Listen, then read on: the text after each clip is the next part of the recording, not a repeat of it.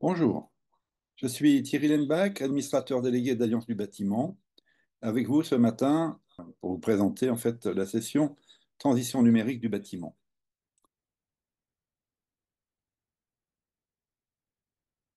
Cette session est une action de sensibilisation proposée dans le cadre de France NUM, l'initiative gouvernementale pour la transformation numérique des très petites entreprises et des petites et moyennes entreprises et financée par le plan de relance. Elle est proposée par la fédération Sinov et Alliance du bâtiment et animé par des partenaires, organismes professionnels, organismes de formation, réseaux d'entreprises. Le programme de ce matin, donc un point, en 6 points. Un premier point sur les enjeux de la mutation numérique, avec les éléments sur le défi auquel doit faire face la filière du bâtiment. Euh, un point opérationnel, mieux travailler ensemble avec une maquette numérique et donc l'Open CDE, qui est en fait une partie de la pratique, d'exercices pratiques, où je vais vous accompagner à découvrir et à utiliser un certain nombre d'outils que Alliance du bâtiment, avec ses partenaires, mettent à votre disposition de manière gratuite. Donc une première partie, une première sous-partie qui concerne le travail sur les maquettes, sur les plateformes, avec deux plateformes différentes, et puis une deuxième partie avec un visualisateur intégrateur de données numériques qui permet de visualiser des maquettes numériques, donc les maquettes BIM, et de travailler sur les objets constructifs à l'intérieur des maquettes. Un point ensuite sur plus général et plus conceptuel sur le BIM, la manière dont il fonctionne, en quoi aujourd'hui il est particulièrement complexe et raison pour laquelle il est nécessaire de mettre en œuvre et de proposer des solutions beaucoup plus accessibles pour les petites entreprises. Un point sur les enjeux des données, puisqu'aujourd'hui la donnée est au cœur des enjeux de valeur ajoutée qui vont concerner les entreprises à l'avenir, avec notamment l'intelligence artificielle qui rend la question particulièrement sensible.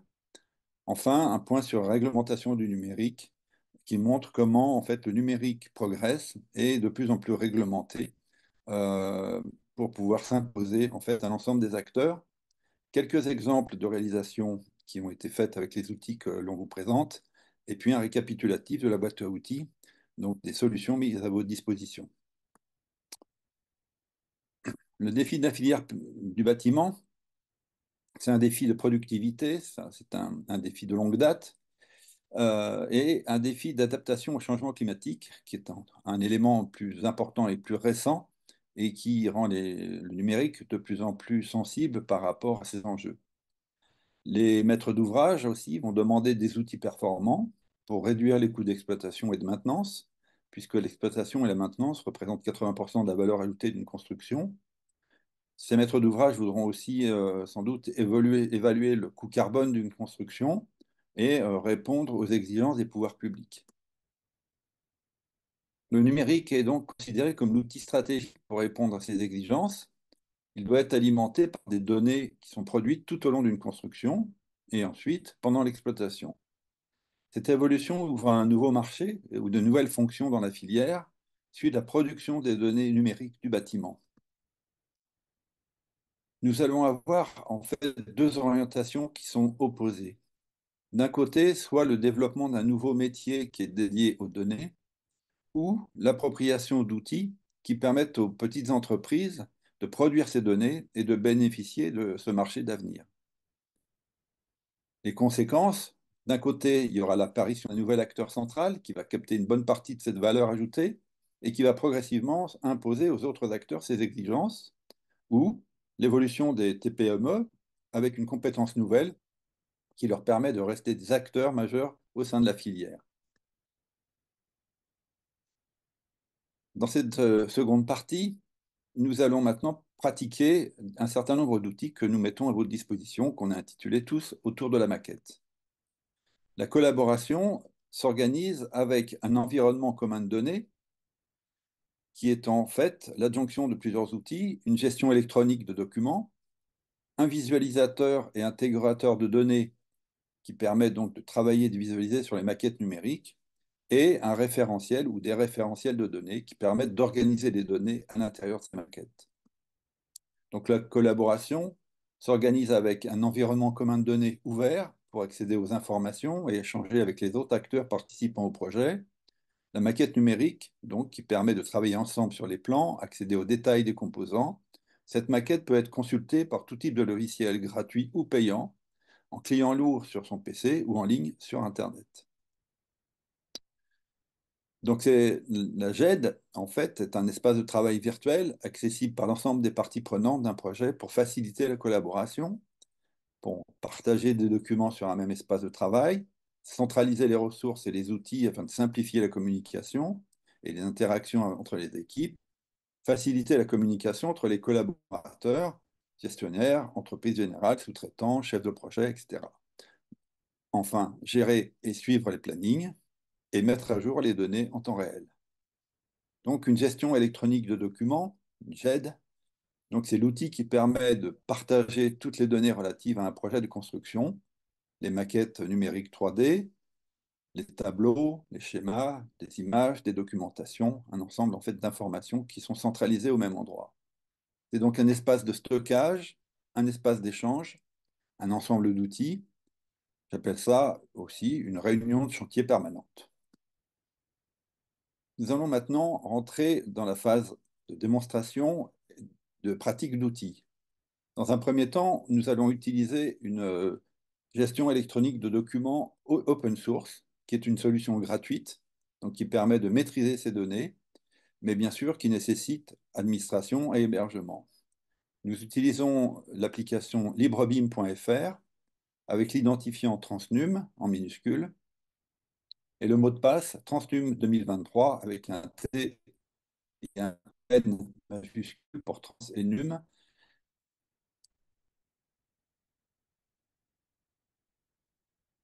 Et donc, je vais maintenant accéder à l'application.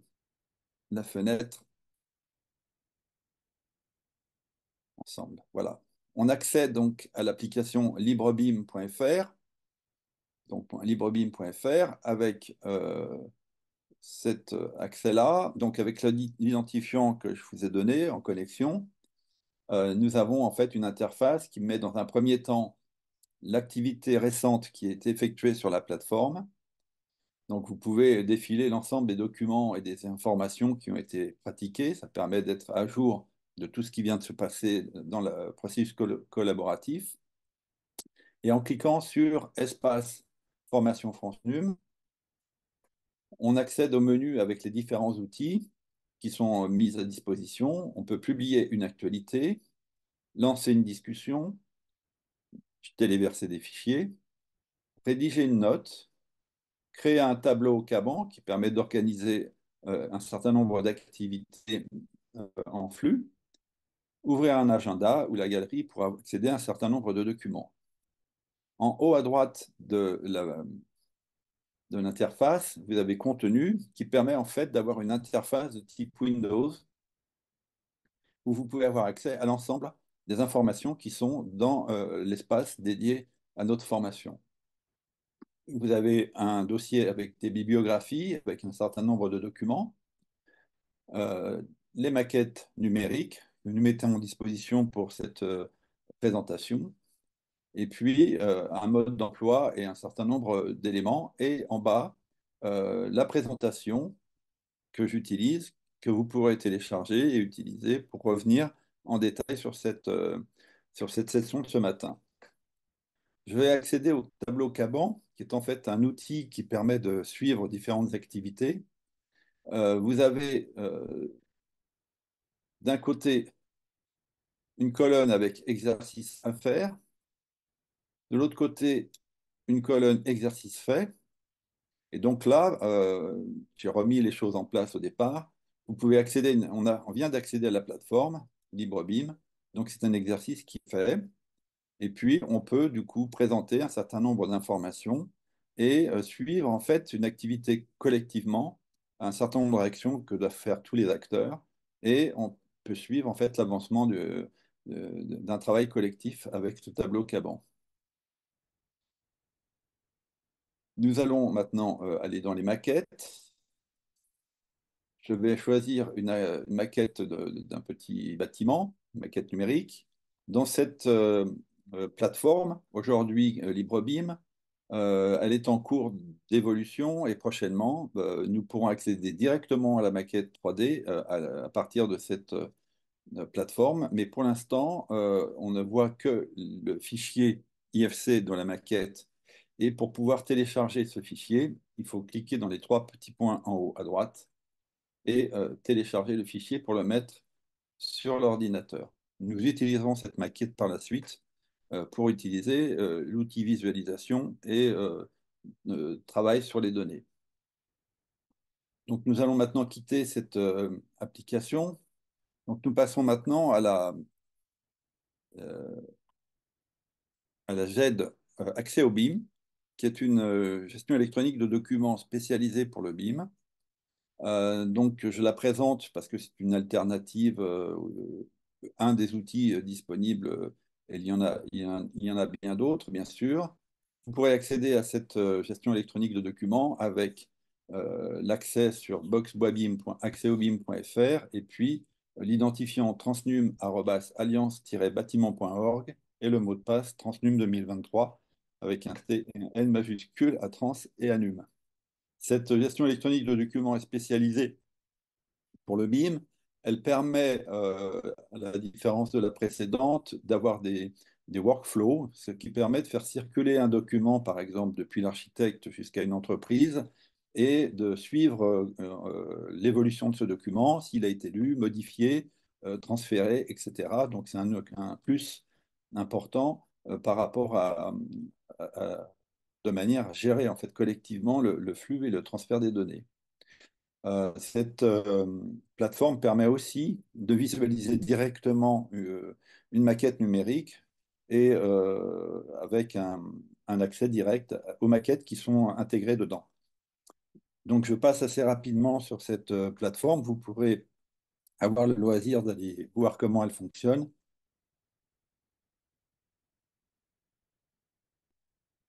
Donc, maintenant, nous allons télécharger et étudier une maquette numérique.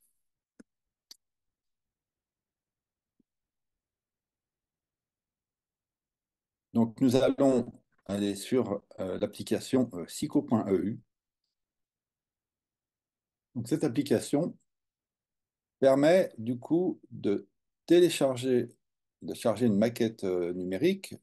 Donc, nous allons importer le dossier que l'on a téléchargé tout à l'heure, donc dans LibreBIM, et ouvrir cette maquette.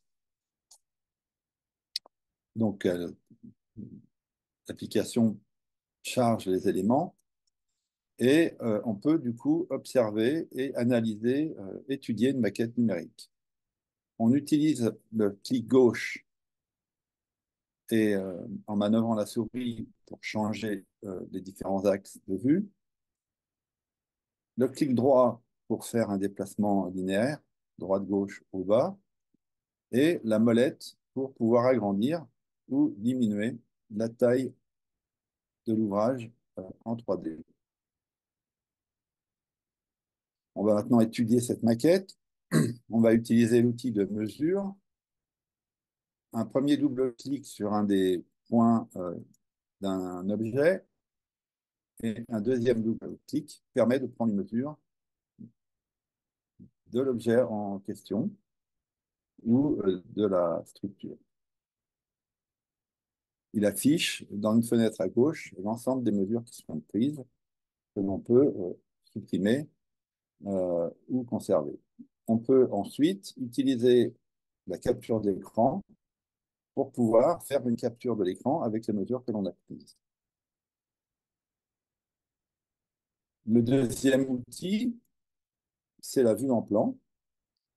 Donc, une fenêtre s'ouvre avec l'ensemble des plans qui sont disponibles dans l'ouvrage et on peut du coup visualiser la maquette et les différents niveaux euh, de la maquette en 3D.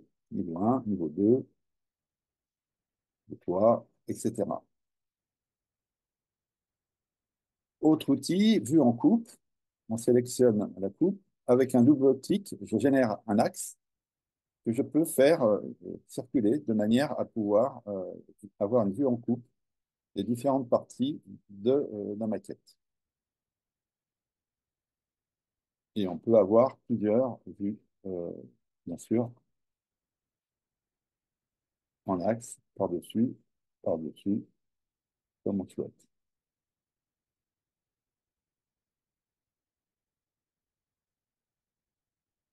Enfin, on va regarder les propriétés des objets, en une porte par exemple. Et si on va avec un clic droit dans Propriétés, on peut voir tous les éléments d'information qui ont été générés lors de la conception par la CAO, donc par le concepteur de la maquette, des différents attributs qui correspondent aux informations de l'objet. Donc ces informations-là sont renseignées en fonction du logiciel, donc d'une manière qui appartient au concepteur et est encapsulée dans un format donc, qui est propriétaire et qui est donc spécifique à l'application et qui n'est pas forcément adapté à un échange de données entre différents types d'applications.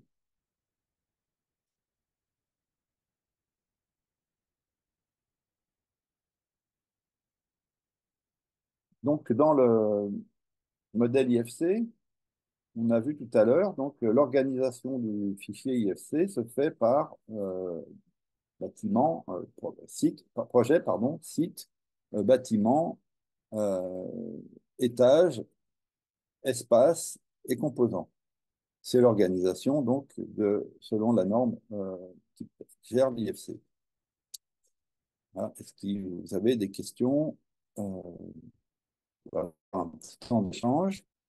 Donc maintenant, nous allons passer du coup à vous allez prendre votre Internet, vous allez vous connecter donc sur sico.eu et aller charger la maquette que vous avez téléchargée tout à l'heure et puis procéder aux différentes manœuvres que l'on vient de faire. Donc je reprends mon écran. Donc on va dans alliance-bâtiment.sico.eu. Vous allez importer la maquette IFC en haut à gauche avec la petite icône. Sélectionnez la maquette que vous avez téléchargée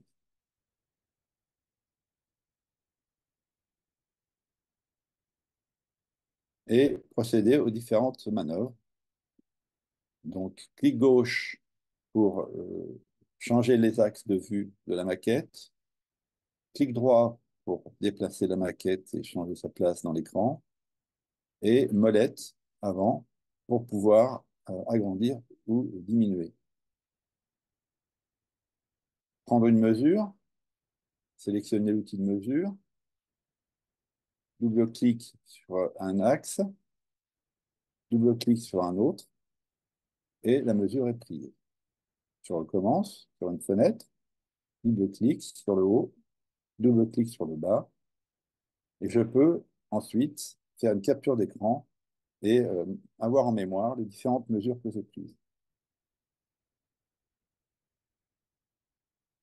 On pratique la vue en plan, on sélectionne un niveau qu'on peut déplacer avec le clic gauche, un autre niveau, et là encore, si l'on souhaite, faire une capture d'écran pour disposer des plans.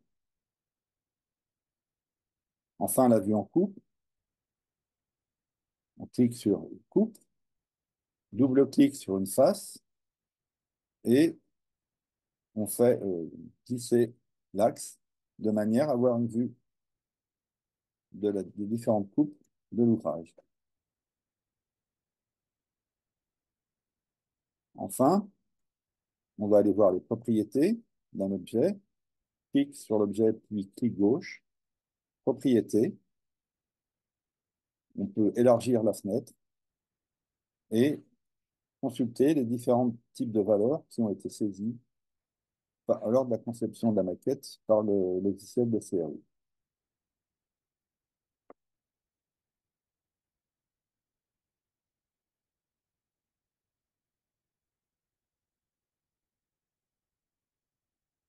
Donc, pour faciliter la collaboration, donc la maquette peut être consultée par tout type de logiciel, gratuit ou payant, en cliquant lourd sur son PC ou en ligne sur Internet. Mais comment passer du statut de simple spectateur à celui d'acteur? Comment participer au processus en renseignant les données pour délivrer sa prestation dans le processus numérique? Le processus, en fait, il suit différentes phases lors de la conception, de la construction et l'exploitation d'un ouvrage. Et ces différentes phases nécessitent l'amélioration, en tout cas des renseignements de plus en plus précis, de plus en plus fins, pour pouvoir du coup renseigner la maquette aux différents stades avec les éléments nécessaires à chacun des stades. Et bien sûr, ces informations sont délivrées par les différents acteurs, depuis le maître d'ouvrage qui spécifie ses attentes, passant par l'architecte qui définit donc l'ouvrage au niveau conception, et puis les différents bureaux d'études, et enfin les entreprises qui notent ce qu'elles ont réalisé en l'équivalent du DOE, et puis l'exploitant qui utilise ces données à la suite pour pouvoir faire l'exploitation. Il s'agit donc de définir les objets en fonction de la phase et de son rôle dans le projet en utilisant des formulaires en ligne. Nous allons passer maintenant donc à la phase qui permet d'enrichir les objets. Donc, on retourne dans l'application psycho.eu. Nous allons télécharger la maquette.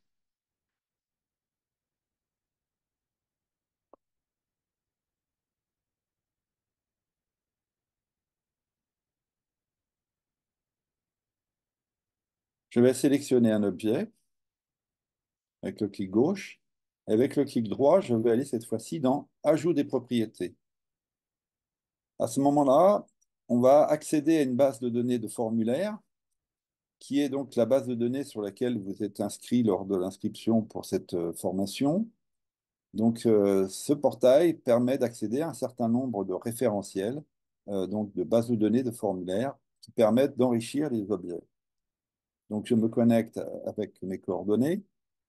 Je sélectionne un des portails qui sont à l'intérieur de cette base de données et cette base de données va me proposer un certain nombre de listes de référentiels qui correspondent à un certain nombre de cas d'usage qui peuvent être différents des uns des autres.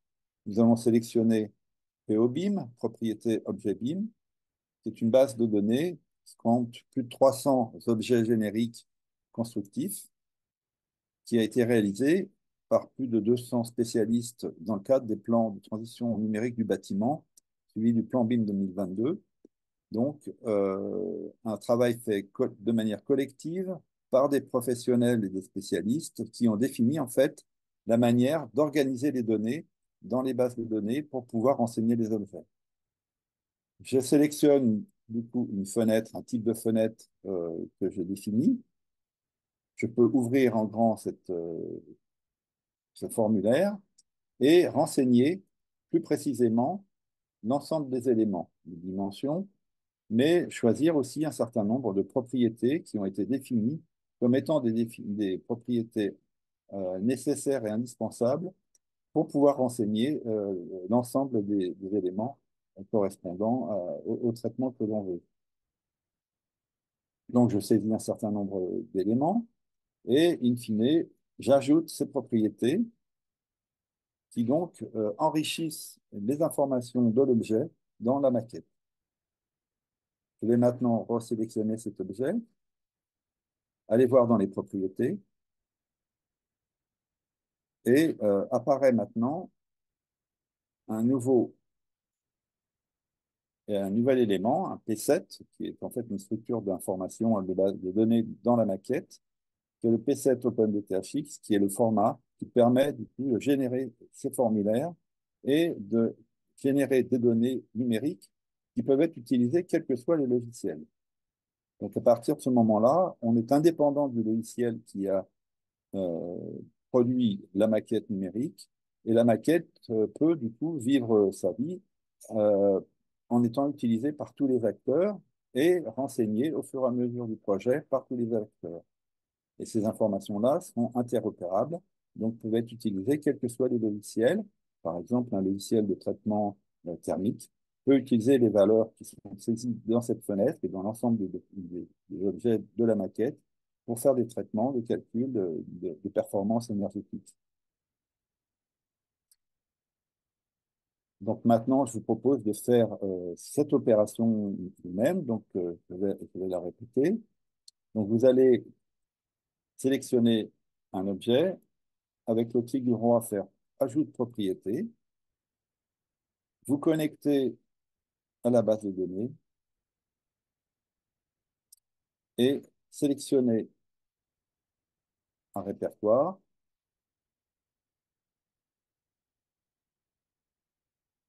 puis faire une porte extérieure, là, faire un enrichissement d'informations dans ces bases de données. Donc, je poursuis maintenant. Une fois qu'on a fait cette opération, on génère en fait, à la fin, on exporte cette maquette et on a généré une maquette mise à jour avec les informations qui viennent d'être faites. Donc, c'est le moment d'en profiter pour poser des questions si vous le souhaitez. Vous pouvez aussi utiliser le chat et pouvoir avoir un élément de discussion dans lequel je peux aussi répondre à un certain nombre de questions pareilles, si vous ne souhaitez pas intervenir collectivement. Nous allons maintenant passer à la partie 4 de cette présentation, qui est un rappel plus général qui est en fait une présentation du concept du BIM et qui est une partie un peu plus théorique pour avoir une vue plus générale des enjeux. L'enjeu du BIM, c'est de réduire le coût de nos qualités, de faciliter la transition écologique maintenant, ce qui devient quelque chose de plus en plus important pour les questions thermiques, mais aussi de production de carbone. Les objectifs, c'est de fluidifier les échanges entre les acteurs d'un projet, garantir le respect des réglementations, réduire les coûts de malfaçon, les délais de recettes et réduire les coûts d'exploitation des ouvrages sur la totalité de leur durée de vie. Les moyens, le moyen, c'est un langage commun pour échanger et partager l'information nécessaire au processus collaboratif en mettant en œuvre des outils numériques et pour fluidifier le fonctionnement. Alors le BIM, pourquoi et comment? Au cœur du dispositif, il y a un format de fichier ouvert qui permet de travailler collectivement sur le projet en échangeant les informations et en visualisant la construction en 3 dimensions pour faciliter la collaboration. C'est pour ça qu'on dit que le BIM, en fait, c'est un système géométrique qui permet du coup de voir en 3D les bâtiments. Sauf que le BIM n'est pas que de la géométrie et de la visualisation, c'est aussi un concept de collaboration et au cœur de ce concept, il y a l'échange des données et le partage de l'information. La construction est représentée donc par un fichier IFC qui est normalisé à l'international, c'est ce qu'on appelle la maquette numérique ou jumeau numérique. Ce fichier est généré par le logiciel de CAO, donc, qui a été utilisé pour dessiner les plans et concevoir le projet. La maquette numérique englobe la géométrie de la construction, les relations spatiales, les informations géographiques. Elle englobe également les quantités, les propriétés des éléments et des sous-éléments de construction. Donc, l'arborescence du format IFC, on l'a vu tout à l'heure, donc je rappelle, est définie par projet, site, bâtiment, étage, espace, composant. Le BIM, en réalité, aujourd'hui, est un BIM complexe. La géométrie qui présente la 3D, la structure du bâtiment, est faite avec un format ouvert, qui est l'IFC, mais les composants à l'intérieur de cette maquette sont généralement produits par des logiciels de CAO spécifiques qui ont des formats propriétaires et dont les informations sont structurées selon le bon vouloir, selon la conception du concepteur et pas dans une logique partagée, harmonisée. Donc les données sont structurées pour des objets BIM en 3 dimensions et sont variables selon le concepteur.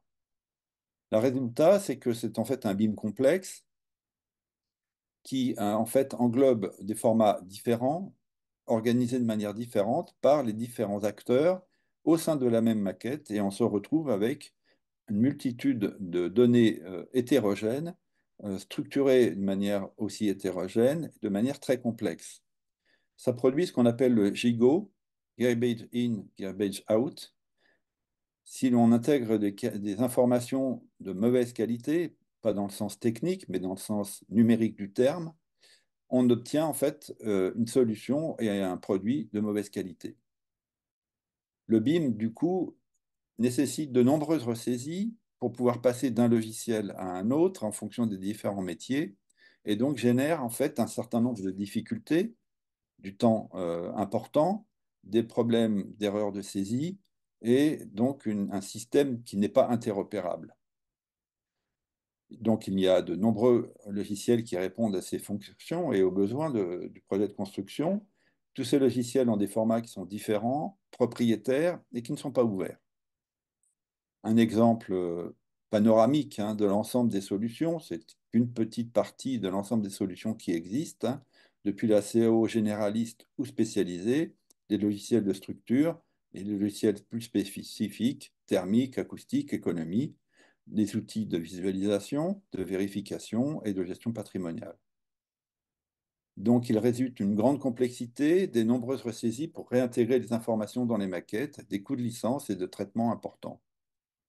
Un petit coup d'œil sur deux études qui ont été faites. Elles ne sont pas particulièrement récentes, mais elles restent tout à fait intéressantes pour illustrer notre propos. En 2017, le plan de transition numérique du bâtiment a fait une étude pour étudier le coût de collecte et de saisie des informations, qui représentait en fait de 30 à 60% des budgets d'études.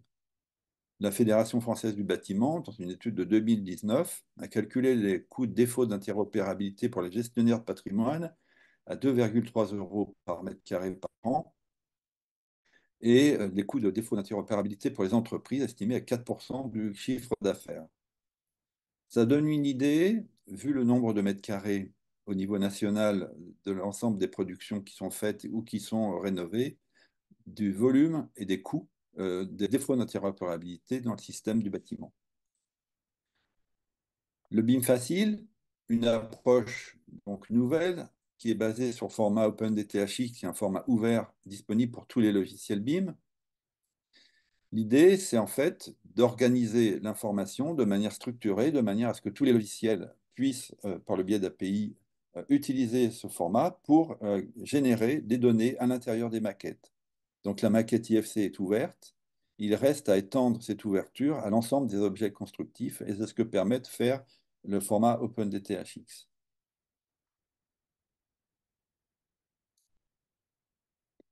Donc, dans ce cas-là, la géométrie est la même que dans le BIM complexe. Ce concerne la structure du bâtiment avec le format IFC qui est le format ouvert. Mais les objets BIM sont structurés par des référentiels grâce au format OpenDTHX qui permet d'organiser les données. Et c'est une option dans laquelle c'est un cas de figure dans lequel la géométrie est optionnelle. On n'a pas besoin d'avoir le détail visuel en 3D d'un radiateur, qui est donc un détail géométrique qui est fortement consommateur de volume de données. On n'a pas besoin de ça pour savoir sa taille, sa capacité d'émission thermique, la dimension des tuyaux, etc.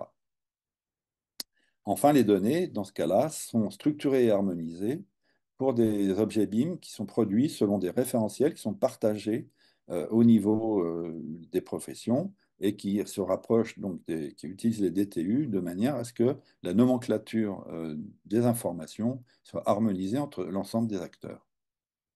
Ça donne ce schéma suivant dans lequel, en fait, les informations, les exigences et les performances sont facilement utilisables, quels que soient les différents outils utilisés, de manière à avoir une maquette numérique qui est homogène au niveau des données et avec des données qui peuvent être utilisées très facilement et transmises très facilement d'un logiciel à l'autre sans ressaisie et sans risque d'erreur.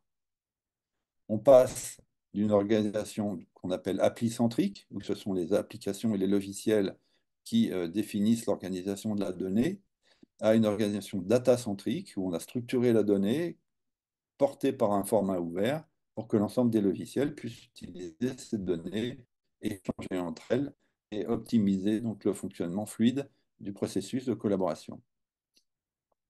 Donc le BIM facile s'appuie sur des données ouvertes et harmonisées, qu'on appelle l'OpenCDE, donc en utilisant un environnement commun de données pour simplifier et rendre le numérique accessible aux petites et moyennes entreprises.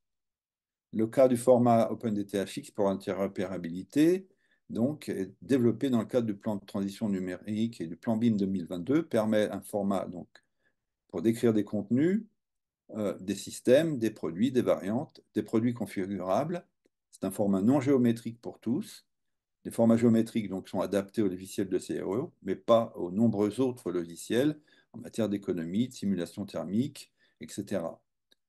Le besoin en géométrie donc, des applications est limité, utile mais limité, et ne justifie pas toute la complexité d'un format géométrique de CAO.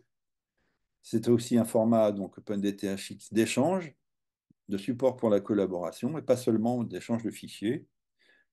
Il permet d'interroger les données pour obtenir des résultats, donc de faire des traitements, de fournir des résultats, en permettant donc d'enrichir les objets pour permettre la contribution de tous, quel que soit le logiciel utilisé, et pour assurer la continuité numérique dans le processus de construction.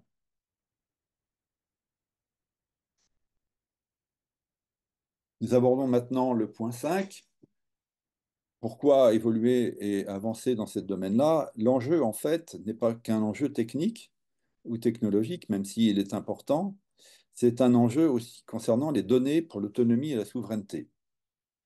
Les enjeux de la donnée, donc, sont nombreux, complexes, et voici quelques principaux enjeux. Le contrôle des données.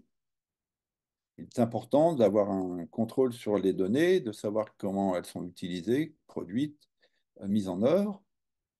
La question de la sécurité, qui est un peu extérieure à notre propos général, mais qui compte aussi parmi les enjeux concernant les données. C'était utile de le rappeler, hein, le collecte et le stockage des données peut être vulnérable aux cyberattaques, hein, et compromettre la pérennité d'une entreprise.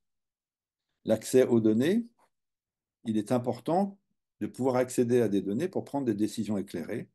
Et donc, l'accès à ces données peut être entravé si elles sont contrôlées par des entités qui ne partagent pas l'information. Et un enjeu économique, puisque les données donc, jouent maintenant un rôle croissant dans le développement économique d'une entreprise. Les entreprises doivent être en mesure de contrôler et d'utiliser efficacement les données pour stimuler leur croissance. Il y a donc deux aspects intéressants qui soutiennent la structuration des données. C'est les formats ouverts ou les formats propriétaires. Les formats propriétaires sont puissants, complexes, mais chers. Et il y a des formats ouverts qui sont plus simples, interopérables et plus accessibles. Il ne s'agit pas d'opposer l'un à l'autre, mais de faire en sorte que dans l'écosystème numérique, les formats ouverts jouent leur rôle de manière à contrôler les organisations et d'avoir un contre-pouvoir et d'éviter les logiques de monopole. Les formats propriétaires, on en a mis un exemple sur cette slide. Vous voyez très bien que quand vous rentrez dans le détail, vous n'avez aucune possibilité de savoir de quoi on parle si vous n'avez pas le logiciel qui va avec et donc si vous n'avez pas payé les licences qui correspondent. Un dernier point maintenant, la réglementation numérique.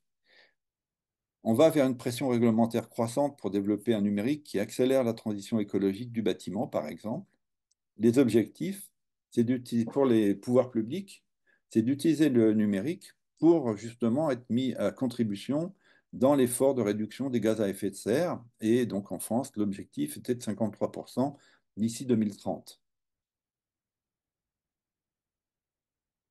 Autre élément en matière de réglementation, pour montrer que cette réglementation n'intéresse pas que la France, mais intéresse et évolue au niveau international. On cite l'Angleterre qui impose le dossier des ouvrages exécutés numériques pour les ouvrages publics depuis 2016. L'Italie qui a rendu obligatoire les dispositifs numériques pour les projets de plus de 100 millions d'euros. L'Allemagne, où c'est obligatoire pour les infrastructures de travaux publics depuis 2020. En France, il y a une réglementation incitative et non coercitive qui est associée aux actions du gouvernement, donc des plans de transition numérique du bâtiment de 2015 et du plan BIM 2022, avec l'objectif de généraliser le numérique à terme. En France, donc la réglementation est relativement molle, si je peux m'exprimer ainsi, puisqu'elle stipule que l'acheteur peut exiger l'utilisation d'outils de modélisation électronique de données du bâtiment, mais dans ce cas-là, il doit offrir les moyens d'accès mentionnés donc, à l'article 2132-14 de cette réglementation jusqu'à ce que ces outils et dispositifs soient devenus communément disponibles aux opérateurs économiques. On sait qu'aujourd'hui, il n'y a que 5% des entreprises qui utilisent de la SAO et des outils de ce type-là euh, de manière fine et systématique, et c'est évidemment les plus grands comptes, et 95% des petites et moyennes entreprises peuvent partiellement l'utiliser, mais ne l'utilisent pas de manière courante. Ces moyens-là ne sont pas disponibles et on imagine difficilement un acheteur financer les licences et les formations lorsqu'il met en chantier une école ou un collège.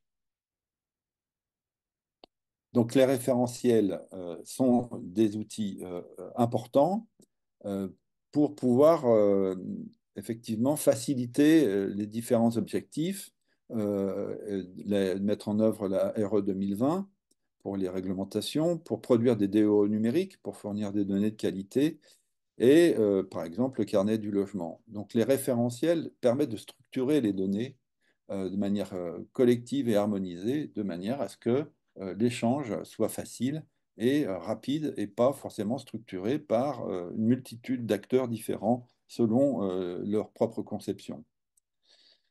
Enfin, l'interopérabilité, un petit point sur l'approche juridique. L'interopérabilité est un droit que l'auteur peut faire appliquer, et donc le logiciel est protégé par le droit d'auteur, sauf pour l'interopérabilité.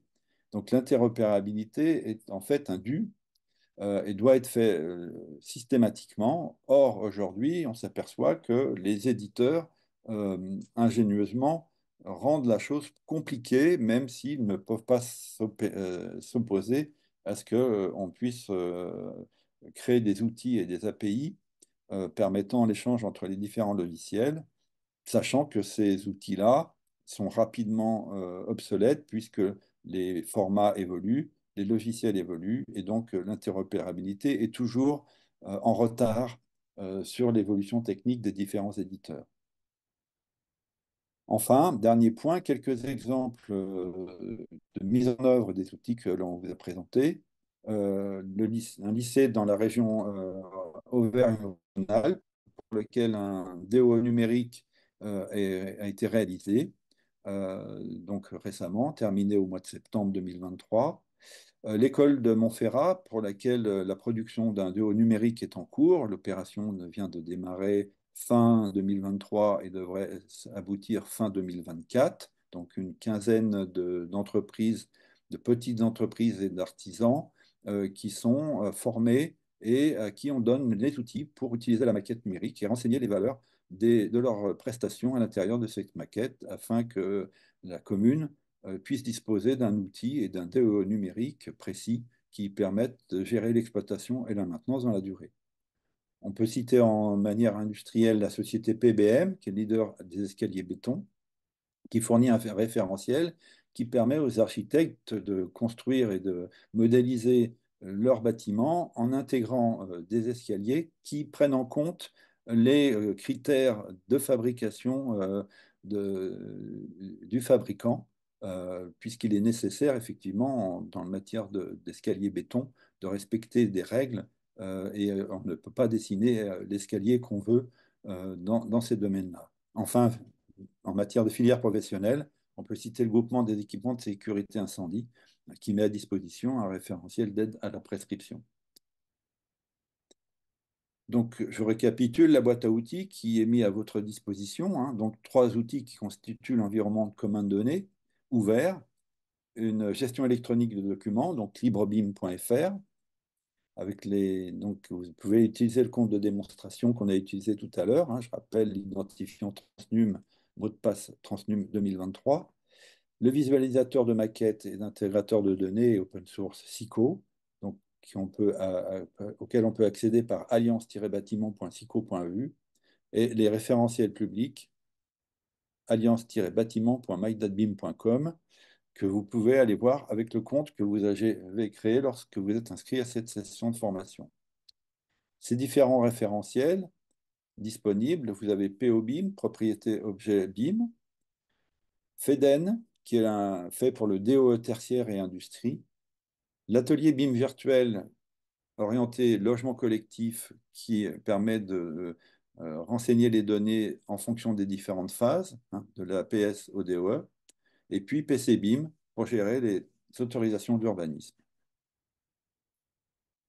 En conclusion, l'objectif est de créer un livrable de qualité, donc un jumeau numérique, pour faciliter la transition numérique et écologique de la construction, produire une base de données exploitable dans un logiciel différent de celui qu'il a édité conformément à une spécification, et du coup, produire des bâtiments de qualité qui répondent aux besoins des clients et faciliter leur exploitation.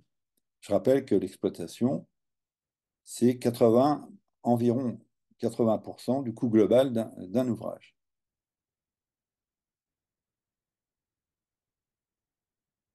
Nous avons terminé cette présentation. Maintenant, je vous demanderai de bien vouloir procéder à une évaluation. C'est important puisque France Num, qui finance, la Banque publique d'investissement qui finance cette action, nous demande de produire des évaluations pour évaluer, bien sûr, ces différentes prestations et est une condition sine qua non au financement de ces sessions. Donc, votre évaluation est importante. Donc, je vous propose d'accéder donc de nouveau à votre avec sur le site alliance-bâtiment.mydatbeam.com ou si vous venez d'un autre partenaire du projet, donc le nom du partenaire puis .mydatbeam.com. Euh, une fois que vous êtes connecté, de cliquer sur le petit engrenage en haut à droite, allez dans Mon compte et cela vous ouvre donc la page dans laquelle vous avez tous les renseignements qui concernent votre entreprise et votre activité. Et en bas de cette page, vous avez l'évaluation avec 2 notes à faire sur 10, puis une case observation où on est toujours très content d'avoir des remarques précises. Elles nous permettent d'améliorer notre processus de formation et de sensibilisation et d'avoir des éléments qui enrichissent notre travail. Donc, je compte sur vous. Cette évaluation est importante à réaliser, donc je vous propose de la faire maintenant. Et voilà. Et donc, nous vous remercions de votre attention pour cette session. On reste à votre disposition pour toute information complémentaire, bien entendu. Vous avez des informations sur le site d'Alliance du bâtiment, alliance-bâtiment.org, avec des formations en ligne, en vidéo, et puis l'ensemble des informations qui concernent l'objectif de notre association dont l'idée est quand même de mettre à disposition des outils gratuits, open source, pour faciliter la transition numérique de l'ensemble des petites entreprises avec des formats ouverts et interopérables. Je vous remercie de votre attention.